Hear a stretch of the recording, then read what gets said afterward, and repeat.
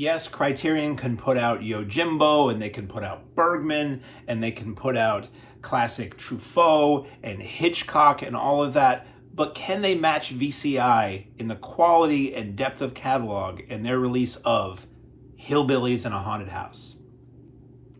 I don't think they can.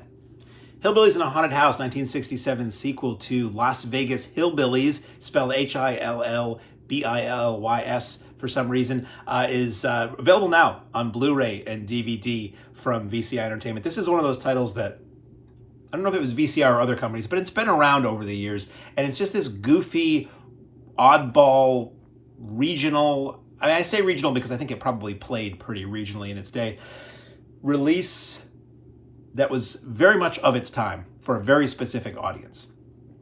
Directed by Gene Yarbrough, who did a lot of TV, a lot of Bowery Boys, Abbott and Costello movies, with Joy Lansing, Ferlin, Husky, Don Bowman, John Carradine, Lon Chaney Jr., Basil Rathbone, Merle Haggard, and Sonny James.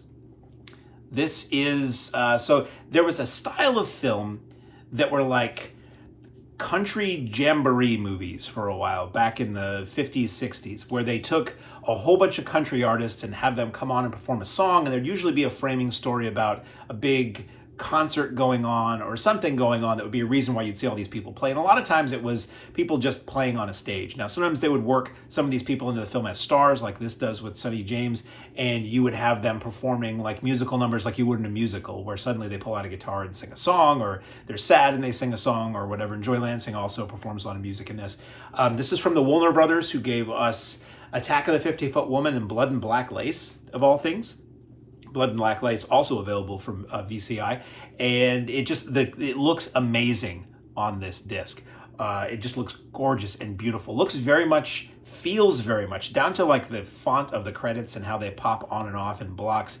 It feels like a 60s TV show. This feels like a Beverly Hillbillies or something, clearly inspired by Beverly Hillbillies with Las Vegas Hillbillies. And basically the idea here is this country music trio, which is, I've already mentioned their names. They're on their way to a jamboree in Nashville, and they stop at a small town and they shack up in this rundown mansion that is purported to be haunted, but really in the basement has like a spy ring is being run out of the basement, and those are the horror stars. That's Carradine and Rathbone and Lon Chaney Jr. Ferlin Husky is one of the stars. He's very easygoing. Don Bowman is very goofy, and he's sort of like the comedic goober character. And Joy Lansing is very va-va-va-voom. She's very Jane Mansfield in this film. Very put together, lovely, and sings lovingly, and just is a lot to look at in the film. That was a little something extra for Dad, as they used to say in the old days. So there's lots of musical numbers in this, amongst some very corny jokes and haunted house hijinks, and there's a guy in a gorilla suit.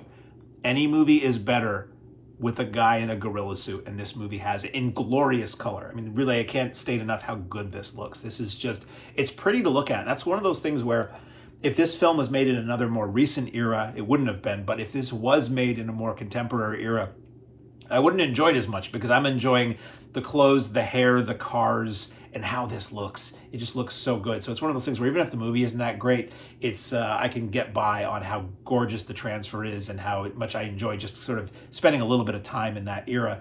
So there's a lot of musical numbers, as I said.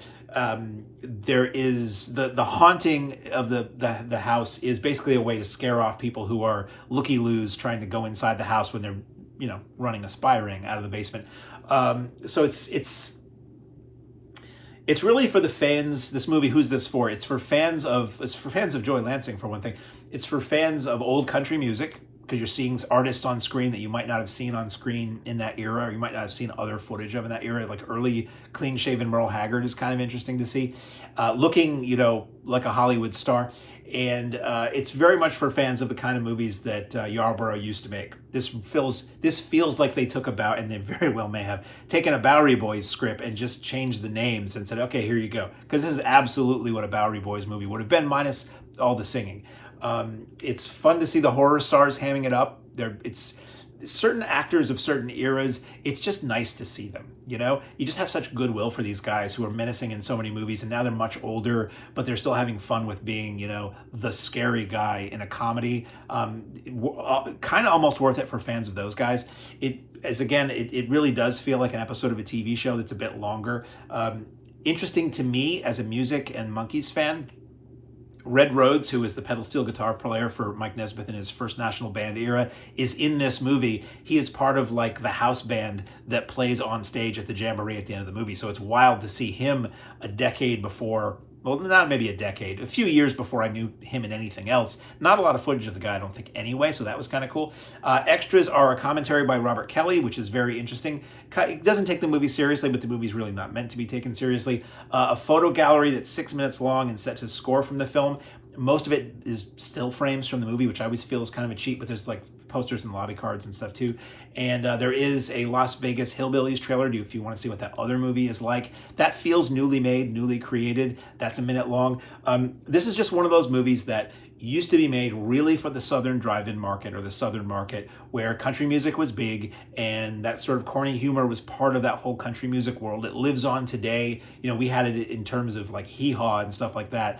And the Grand Ole Opry always had it, and it lives on today at the, I don't know if they really do it at the Opry anymore, but they do it in Branson. There's a lot of shows still like this, Branson, Missouri. So this is one of those things that just is a window back into the old days. Is it a good movie? God, no, it's a terrible movie, but it's fun if you like me, you grew up with old 60s sitcoms and corny humor and that old style of country music and stuff.